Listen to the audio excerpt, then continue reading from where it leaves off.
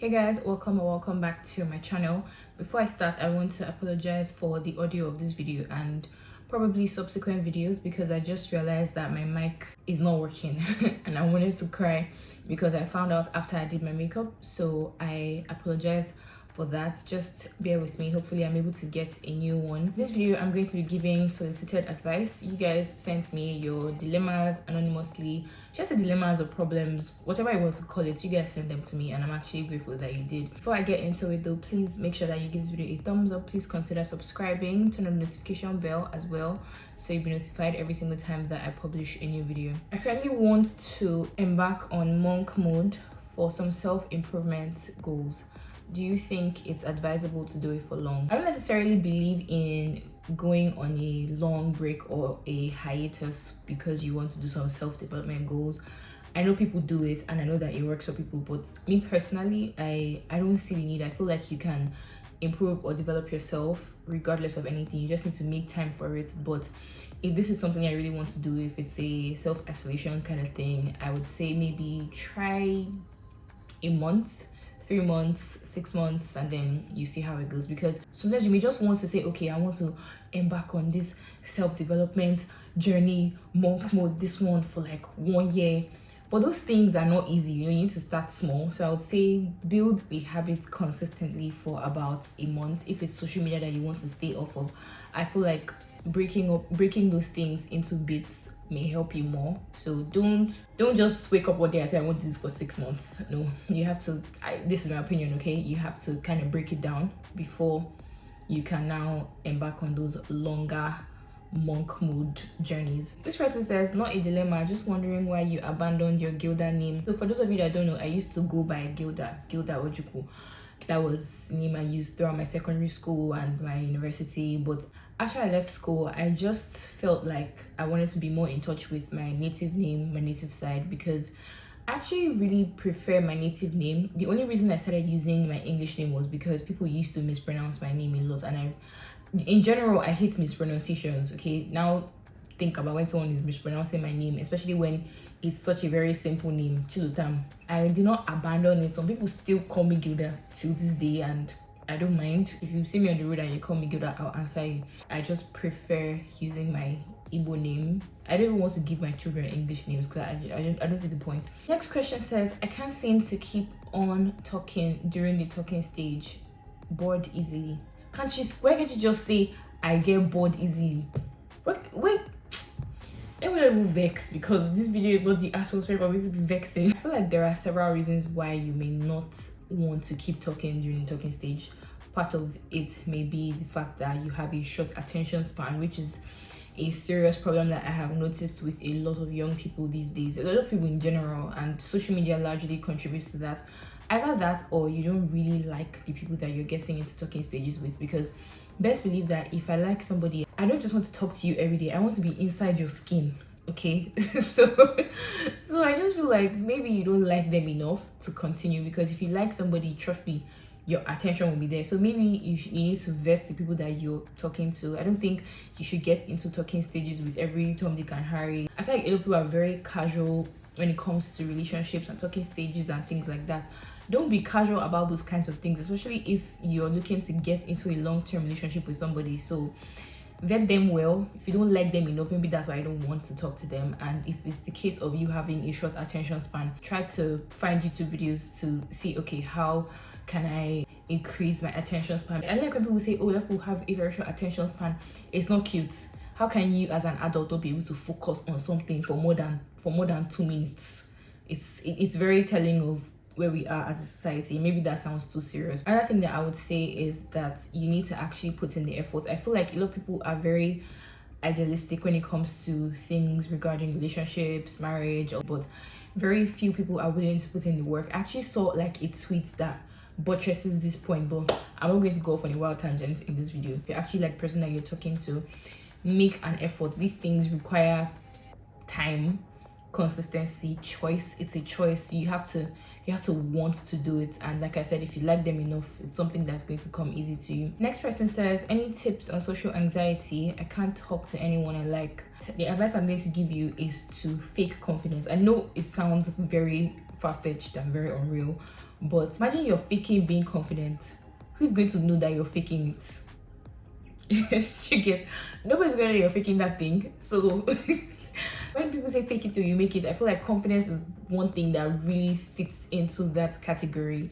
Fake the whole thing, nobody's going to know, and before you know it, it becomes a part of your persona. I know I'm smiling, but I'm not joking as I'm saying this. Really try to fake the confidence, and I feel like things will get better from there. And that advice I would give you is to not overthink, because trust me, I'm very familiar with the concept of overthinking, because I myself am an overthinker. If you just loosen up and not think so deeply about certain things or certain situations, then it makes everything feel less tense, if you get what I mean. And I also think that you should try to put yourself in uncomfortable situations intentionally. You deliberately throwing yourself into uncomfortable positions like that will force you to grow. Do you understand? If you're always at the backseat of things and you're always like, oh, I don't want to offend anybody, you're not going to live your life, sorry, and it's going to be to your own detriment, not to someone else's detriment. It doesn't hurt anybody if you are not forthcoming. Do you understand? It only hurts you. Talking in church, giving announcements, those kinds of things, they are character builders. Do you understand? And also, I feel like focus on the end goal. Okay, if you like somebody, what's the end goal? To be in a relationship with them, and after that, what's probably marriage, right? Try to have your eyes on the goal, and I guess that would help. So that's the best advice that I can give you. And if the anxiety is so terrible, then you should probably think about therapy. I'm very like this when it comes to therapy, and I'll talk about this in another video. I kind of feel like somebody is trolling me with this. Like, I don't want to believe that this is actually a thing, but I'm going to read it regardless. So this person says, I like her as a friend, but she blocked me. I don't recall doing anything disrespectful. She won't respond to messages, calls, or kind gestures. Claims to have a boyfriend. LOL. Just want... Oh God, can people type well? Just wanted to be friends. Get to know her better. What do I do? Do you think she hates me? Well, first of all, I need so much more context than what has been given to me here. But by and large, I would say that if somebody is not giving you what you want, if somebody is maybe telling you no in a passive way or in an indirect way, the best thing to do is to just cut them off and leave them alone. Simple. I don't know why I feel like, I could be wrong, I don't know why I feel like this is coming from a guy. I feel like this is coming from a guy, because girls don't do things like this. We don't. I do feel like a lot of guys don't know the meaning of no.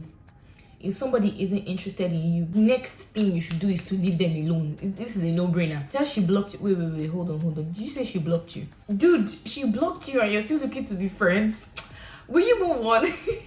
Please move on. Next question. This next one is very, very interesting. I don't like when I get questions or messages around marriage, because marriage is one thing I don't like talking about. I feel like to give marriage advice, you have to be married or you have to have been divorced or something. You talk from experience. Nonetheless, I'm going to respond to this. So this person says, Chi, I'm a married woman and I've been having wild thoughts lately and wanting my husband to spice up the bedroom. I'm really tired of the traditional way of copulation. Who says copulation? I'm so sorry. This actually cracking me up. I've spoken to him, but he wouldn't listen. It's really eating me up because it's boring at this point. What do you suggest? Oh my God. I hate giving marriage. Like, this is just because you took it upon yourself to present me with this burden. I'm going to do my best to respond. The first thing that you could try to do, I'm not claiming to be a relationship expert or marriage counselor or any of those things, please.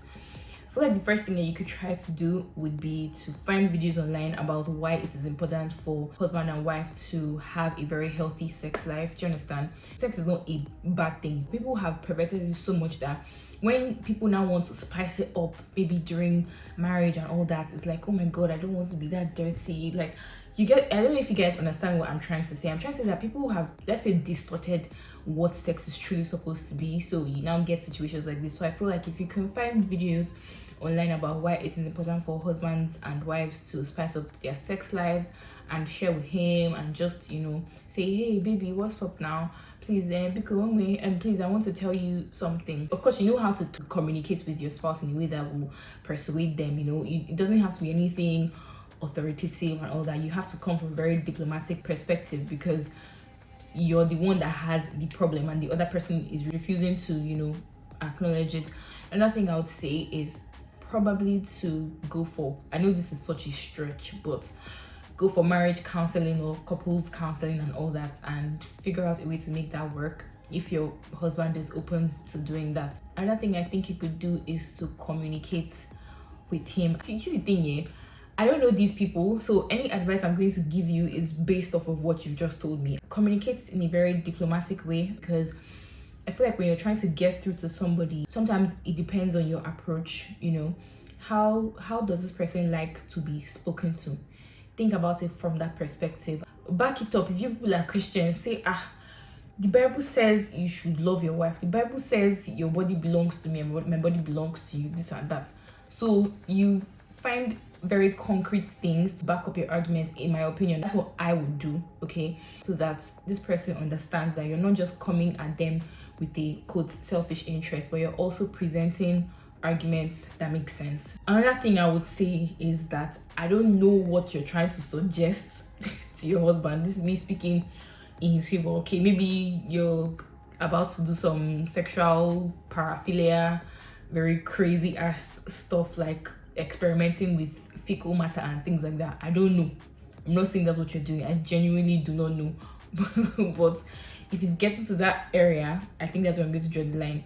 If it's just, okay, you're always doing one particular position and you want to do something, you want to be more, in quotes, slutty, then yeah, you can take my advice. So the next person is asking for career advice, and this person says, hi Chilotime, thank you for doing this. I would like to get into UX writing and copywriting full-time. As a beginner, are there specific courses I should take? Secondly, are there targeted personal projects I can execute on my own, so I use them as references of work on my portfolio? Thirdly, what kind of companies should I target for UX and copywriting jobs in Lagos and Abuja?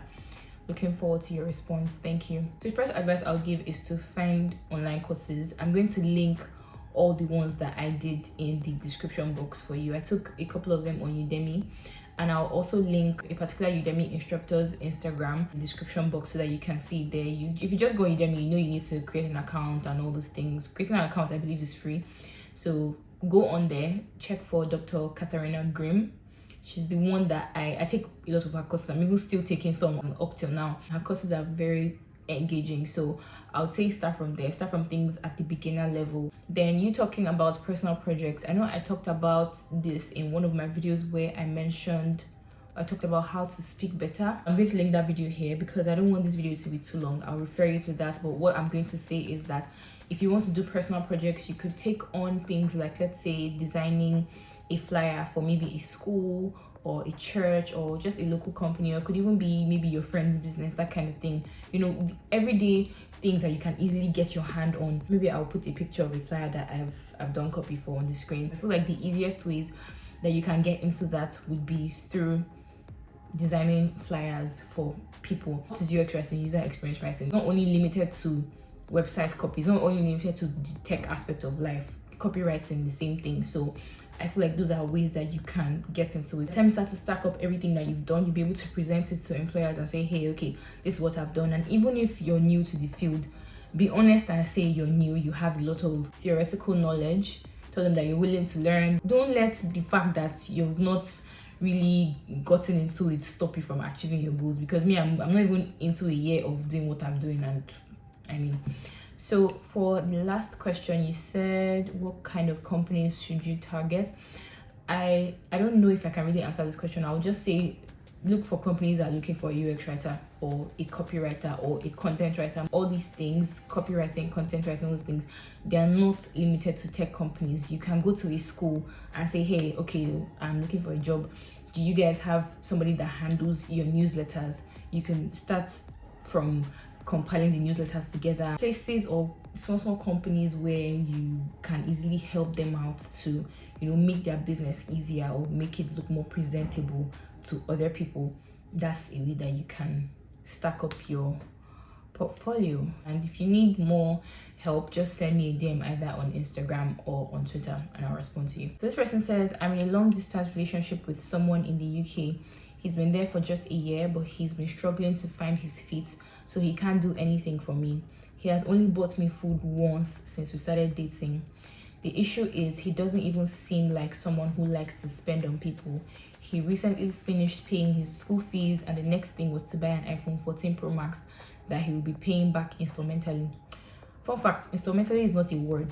I know my Nigerians say this. It is not a word. Just say paying installments. Just telling you guys. Back to reality. He also wants to rent a new apartment and he hasn't even gotten a good job aside the menial ones he's doing that barely pays his essential bills. I'm thinking of ending the relationship because I don't even know how to advise him and I can't be with someone who doesn't include me in his plans or see the need to do one or two things for me because I'm independent. Wow, this is heavy. Okay, please don't come and say that I'm the cause of the end of your relationship. Oh, don't want to hear, I don't want to hear stories. Ask for my advice, so I'm giving it to you. He has only bought me food once since we started dating. I don't know if you mean that like he's stingy. I understand, but I really feel like this may be easily be misconstrued. So I'm going to give you the benefit of the doubt there because you also said at the end that he doesn't see need to do things for you because you are independent. Secondly, I think based on what you're telling me, okay, because this is one side of the story, this person seems to not have his priorities right. As a woman who is quote unquote independent, I would say stay away from men like that. A man doesn't know how to handle his priorities, stay away from them.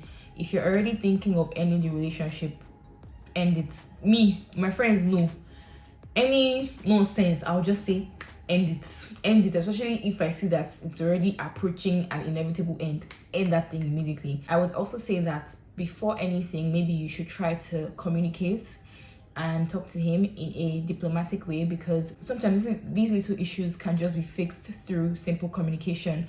But if he doesn't seem to want to change or do anything sensible or even in quotes include you in his plans, even though I'm not really sure what that means, I would say that just end the relationship. Trust me, I know that it's not easy, trust me. Or if it's a case where you talk to him and he has decided to change and, you know, he's trying to look at things from a different perspective, then maybe you give him some time. I also feel like if he is struggling to find his feet and cannot handle the pressure of that and being in a relationship, then you should probably also end it.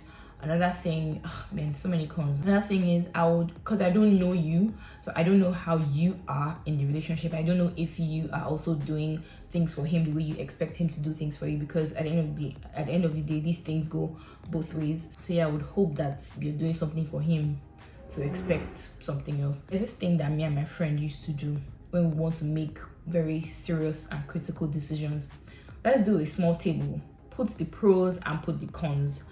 If the cons outweigh the pros, then you know what to do.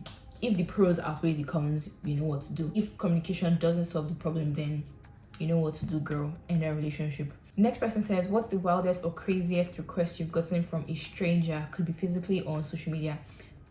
I have a story to tell you guys. So there's this guy, I don't know this man from anywhere. He started sending me DMs. At first, it was all those, oh my god, I really love your YouTube channel kind of DMs. You know, when I get those DMs, I actually respond. I'll respond and say, oh, hey, thank you very much. I really do appreciate that. All of a sudden, this man started talking to me about getting married. Mind you, he's not Nigerian. He started talking to me about getting married, about flying down to Nigeria to come and meet me seeing his family in the UK. I was like, sir, I literally don't know you from anywhere. I'm not remotely even interested in being friends with you, let alone get to a relationship or think about getting married, you know. Before I knew what was happening, this man was making picture collages of myself and him, sending them to me. If you see the number of voice notes and messages he was sending me on Instagram, I didn't listen to them because I'm not going to waste my time doing that. As if it wasn't enough, because I think I eventually blocked him on Instagram. He now went, I don't know how he found my sister. He went and found my sister and started talking to my sister. My sister was even thinking that, okay, maybe he's one of two times friends. Not knowing that this person was a creep. Sending these pictures to her and telling her, oh, I'm really thinking about coming to see her. Bro, this guy literally spams. I don't know how he got my email, but he spams my email.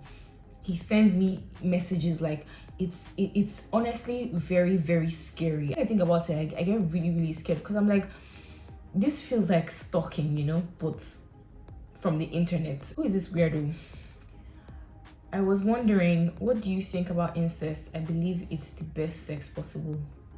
You're a weirdo. That's what I think. You are a weirdo. So last but not least, this person says, hi Chi, please, what's your life's purpose?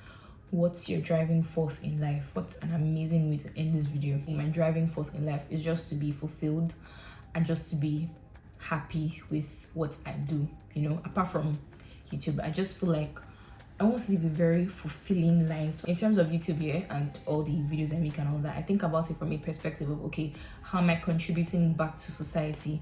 How am I adding value to people's lives, people that are subscribed to me? How am I adding value to their lives? In terms of my life's purpose, low-key, I feel like I'm here to just steer people in the right direction of the things that they're supposed to do in their everyday lives. There are some social cues, social behaviors, very tiny details that a lot of people do not know, and I really do take it upon myself to educate. You kind of notice some of the things that I talk about on my YouTube channel address very minuscule issues, but in the grand scheme of things, they cause a lot of problems. I feel like that's my purpose, and also teaching people how to talk, how to communicate, and how to speak. And this is not any, oh, you just want to be like the white man. No, it's just about communication. Oh my god, this was a very interesting video to make. Thank you guys so much for sending me all of these messages. I truly appreciate it, and I actually hope that this video answered any of the questions that you must have sent.